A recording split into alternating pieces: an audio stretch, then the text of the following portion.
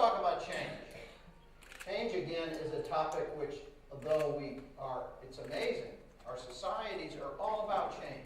This whole project is about change. Businesses are about change. Government is about change.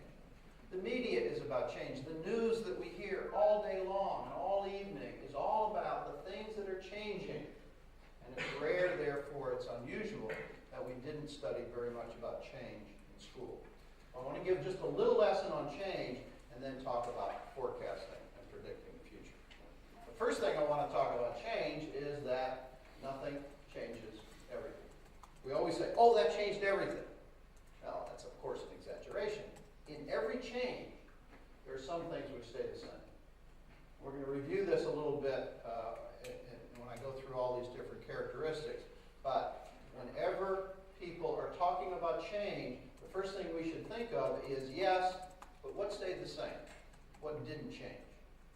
Language, culture, social arrangements, very, very stable, very, very traditional, go on for a long period of time. So some things change and some things don't.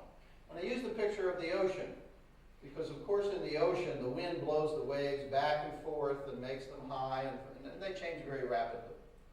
But underneath the ocean, there's these deep currents which go around the world that change very slowly. They take decades to move around the oceans.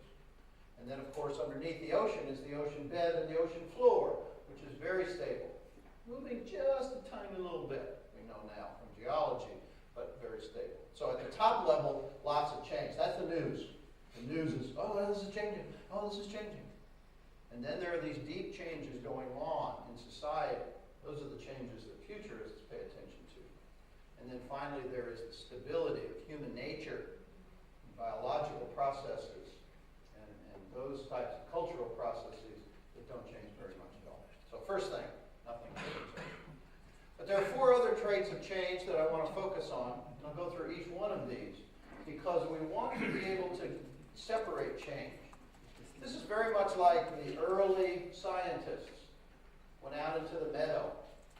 They picked flowers, and they caught the insects, and they classified them all and said, oh, this is a flea, this is a fly, and this is a spider, and this is an ant.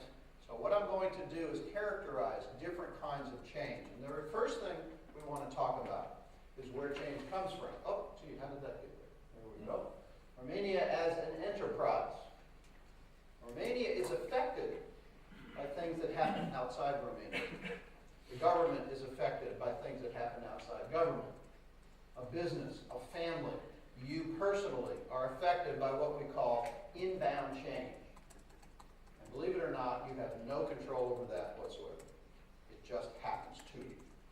So if you play cards, you sit at the table and people give you a hand. You can't say, oh, I don't like this hand. I want another one. No, sorry. That's the one you have to play. So inbound change is one of the places where change comes from. But the other place is the actions that we take. So our future is always a combination of what happens to us and what we do ourselves. Obviously, very simple. But people forget that. They think, first of all, that it's all inbound change. Oh, I can't do anything about it. We can't change anything. The world is all this way. No, that's not true. We can change some parts. And then the motivational speaker comes along and says, you can change anything you want.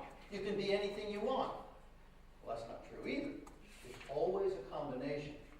So as we talk about policy, policy is about outbound change. We are going to set a policy to create a change in the future. Very, very worthwhile, absolutely essential, but one also has to worry about what the world is doing and how the world is changing. And that's where scenarios are about. Scenarios describe inbound change, and policies describe outbound change. Kind of nice, huh? It's a combination there. Scenarios, what the world's going to do, and policies are what we are going to do. We'd like to be able to predict inbound change, but we heard from history, and we know from experience, that you can't predict. But we can do something else, and that is to anticipate change. Get ready for it. Understand it. I have a little survey that I give people sometimes. I say, can we know the future? The answer, of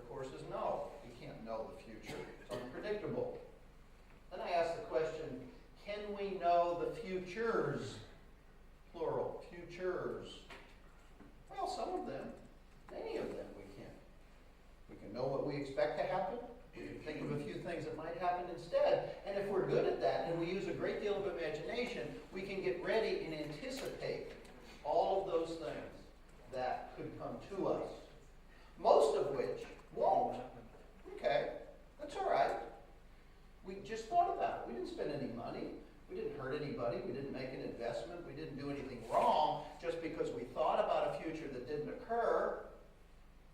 Many of you buy insurance for your house, right? While you're paying that insurance, I don't like to pay homeowners insurance. If you don't like to pay homeowners insurance, I'm thinking, the reason I'm doing this is that I'm thinking that my house might burn down. Well, I hope it doesn't. And when it doesn't at the end of the year, I don't go, I was wrong again. My house didn't burn down. This is 5 years in a row. It didn't burn down. I'll keep spending insurance. And it didn't burn down again. So it's not about being right. It's about being prepared. It's about anticipating things that may not happen. But if they did, we're ready for it. Can we control the future? Of course not. But we do believe we can influence the future. When we take actions, when we use resources, particularly in a large effort where we get lots of people and all of their energy and all of their ideas together, we can have an influence, and that's, of course, what you're talking about in this seminar, and that's policy. But always within limits. The world constrains us. We can't make the world do some things, though we can influence it. But by the same token, we are not just victims of the world either, that we can influence and shape the events of the future as well. That's the first trait about change, where it comes from. Always inbound and always outbound all the time.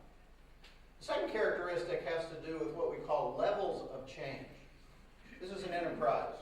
This is higher education in Romania. That's a very big enterprise. It's a huge enterprise. This could be a business. This could be even a family. It could be an individual. And that enterprise lives in two environments. One of the environments is the environment that it's dealing with just about every day. And it knows things very well. It's called the transactional or immediate environment. So a business, for instance, knows its customers and its suppliers. It knows who in the government it has to deal with. It knows its workers and where it hires people from and where the universities are that are graduating people who they could employ.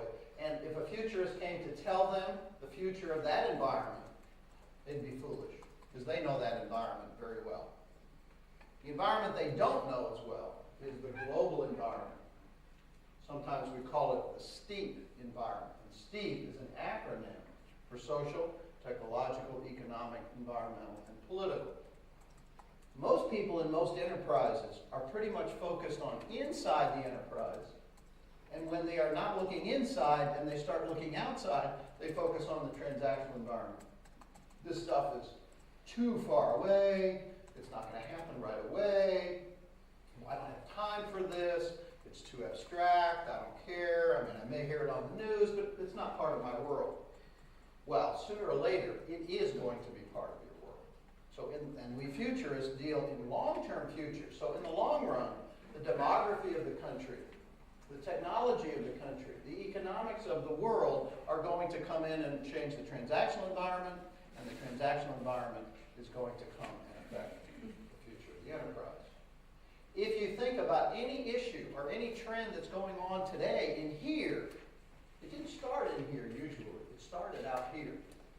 So we're the ones who are looking way out into the future to say, oh, here's a change, here's a change, here's a change. Watch out, this is coming. Not right away.